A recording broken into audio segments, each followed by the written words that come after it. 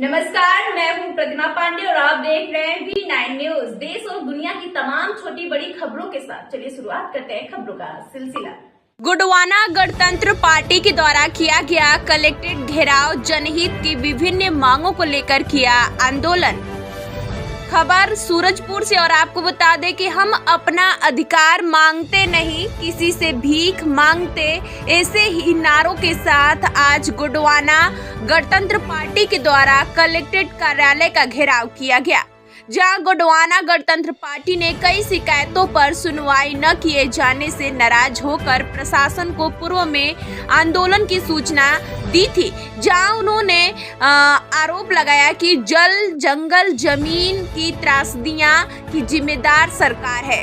वहीं इन्होंने आरोप लगाया कि भाजपा और कांग्रेस सत्ता में रहकर हमें मूर्ख बनाने का कार्य किया है, हमारे अधिकारों को छीना जा रहा है, उन्हें ठगा जा रहा है, हम जंगलों के रखवाले हैं, हमारी जंगलों को काटा जा रहा है। भाजपा सरकार ने घोषणा किया था कि 3100 रुपए किसानों को धान का समर्थन मूल्य एक मुश्त देने का, लेकिन वो भी धोखा साबित हुआ।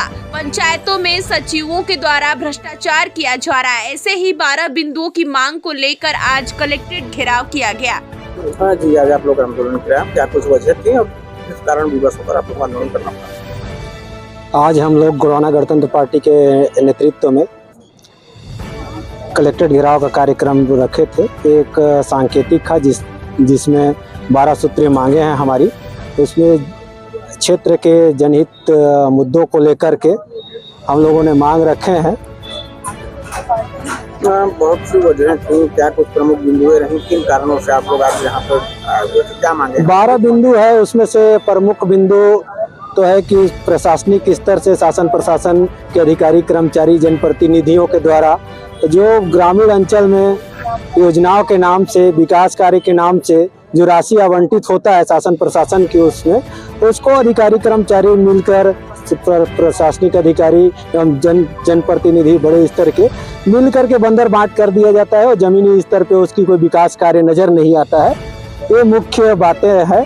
इसके साथ साथ जैसे अभी हाल ही में धान खरीदी का बात है, उसमें 1 साल पूर्व में जो सरकार बनी वो चुनावी समय बहुत बड़ा वादा किया कि हम लोग के द्वारा एक मुश्त 3100 रुपये दिया जाएगा, बरदाने की कमी नहीं होगी। ऐसी तमाम समस्याएं हैं जिनको लेकर आज हम लोगों ने एक कलेक्ट्रेट घेराव करके सांकेतिक प्रदर्शन कर ज्ञापन सौंपे हैं, जिस पर पूर्व शर्मा ग्राम में भी कुछ अनियमितता की शिकायत को लेकर प्रदर्शन किया गया था, भूख हड़ताल किया गया था। वहीं जब सचिव का सस्पेंड किया गया है, वो भी मांगे हैं यहाँ पर, क्या कुछ वजह है? जी, उसमें मांग यह है कि निलंबन कर देने से हम संतुष्ट नहीं है। यह निलंबन कर देना ही उचित कार्यवाही नहीं है। उचित कार्यवाही का मतलब होता है हमारे हिसाब से कि उसमें अगर गलत किया है तो उसको जेल हो, सजा हो, कानूनी तौर पे उनके कार्रवाई होना चाहिए। और उसमें वसूली की बात कही जाती है। अगर ऐसी वसूली होता रहे कि अगर कोई चोरी करता है और चोरी में पकड़े जाने पे वसूली किया जाए तो इससे चोरी को हिस्सा देने वाली बात है। आज आपको कलेक्ट्रेट घेराव की बात आई है, तो क्या कुछ वजह थी और किस तरह से आंदोलन करना पड़ा? जी, अभी पूरे प्रदेश में जिस तरीके की भारतीय जनता पार्टी की सरकार सत्ता पे आई है, उन्होंने इस बात का दावा किया था कि ये सुशासन की सरकार है। तो मेरा सवाल यही है कि ये कैसा सुशासन की सरकार है जहाँ पर किसानों से अवैध वसूली हो रही है। प्रत्येक धान मंडियों में प्रत्येक किसान ये शिकायत कर रहे हैं, कहीं बारदाना सिलने के नाम पर, कहीं नमी जांच के नाम पर 1000 से 2000 रुपए उनसे वसूल किया जा रहा है। तो आज का जो ये आंदोलन था इन मामलों को लेकर, अवैध रेत उत्खनन को लेकर, और जिस तरीके से कई ऐसे ग्राम पंचायत है जिसमें सरपंच और सचिव के द्वारा 14 और 15 वित्त की जो राशि है उसका विधि विरुद्ध तरीके से आहरण किया गया है, गबन किया गया है, उस मामले को लेकर आज का ये आंदोलन। हाँ जी, देखा जाए था कुछ दिन पहले एक सचिव के खिलाफ शर्मा ग्राम में आंदोलन भी किया था, जिसका आपने आवेदन में उल्लेख भी किया है। तो क्या आप निलंबन की कार्रवाई से खुश हैं या आगे भी कुछ और मांगा?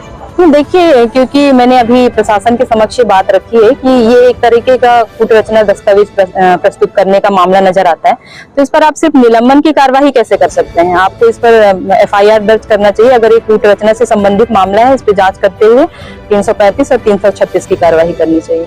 ग्राम पंचायतों में खासकर देखा जा रहा है कई नदियां हैं जहाँ से रेत का खनन किया जा रहा है, जिसका आरोप आप लोग लगा रहे हैं कि नदियों के दोहन हो रहा है। वहीं देखा जा रहा है ग्राम पंचायतों को अलॉटमेंट की बात प्रचार कर दी गई, तो कहीं न कहीं ये हो नहीं पा रहा है और लगातार जो है कि जब तक खनन किया जा रहा है जहाँ माइनिंग वगैरह भी कोई कार्य नहीं किया जाता, इसको लेकर क्या कुछ आगे किया जाएगा? ग्राम पंचायतों को अलॉटमेंट वाली जो बात आ रही है, मुझे लगता है ये सिर्फ दस्तावेजों में ही सीमित है। और एक सबसे बड़ा माध्यम जो ग्राम पंचायत का जो सोर्स ऑफ इनकम जो जनरेट हो सकता है, वो वहाँ के जो प्राकृतिक संसाधन जो वहाँ पे मिल रहे हैं। तो एक तो हिस्सेदारी ग्राम पंचायत की है, दूसरा अगर रेत का अवैध उत्खनन होता है तो राजस्व की हानि तो राज्य सरकार को भी हो रही है। मुझे लगता है कि इस पर राज्य सरकार को ध्यान देना ही चाहिए। आप ग्राम पंचायत को अगर सक्षम बनाना चाह रहे हैं तो उनका सोर्स ऑफ इनकम जनरेट जहाँ से हो रहा है, उन चीजों पे अगर अवैध उत्खनन हो रहा है तो आपको वहाँ पर रोक लगाना चाहिए। तो आगे की क्या रणनीति रहेगी अगर आपकी मांगों पर विचार नहीं किया जाता है? ये आगे, क्योंकि गोंडवाना गणतंत्र पार्टी आंदोलन की पार्टी रही है, आज का जो ये आंदोलन है सांकेतिक आंदोलन था। प्रशासन से हमने कहा भी था कि 100-150 की संख्या में हम आकर सिर्फ ज्ञापन सौंपेंगे और यदि इस पर कार्रवाई नहीं होती तो हम पुनः एक वृहद आंदोलन जो है सूरजपुर जिले में करेंगे। गोंडवाना गणतंत्र पार्टी के द्वारा कलेक्टर घेराव किया गया था, आंदोलन किया गया, कुछ मांगे रखेगी, क्या कुछ वजह थी और क्या उसमें प्रशासनिक कार्रवाई की? गोंडवाना गणतंत्र पार्टी के द्वारा आज धरना प्रदर्शन रैली के माध्यम से विभिन्न मांगों को लेकर के ज्ञापन सौंपा गया है और उनके ज्ञापन को उचित माध्यम के द्वारा शासन प्रशासन को भेजा जाएगा और विधि सम्मत जो नियमानुसार कार्रवाई होगी वो किया जाएगा। देश और दुनिया की बड़ी खबरों को देखने के लिए देखते रहिए V9 न्यूज। तब तक के लिए मुझे दीजिए इजाजत। नमस्कार।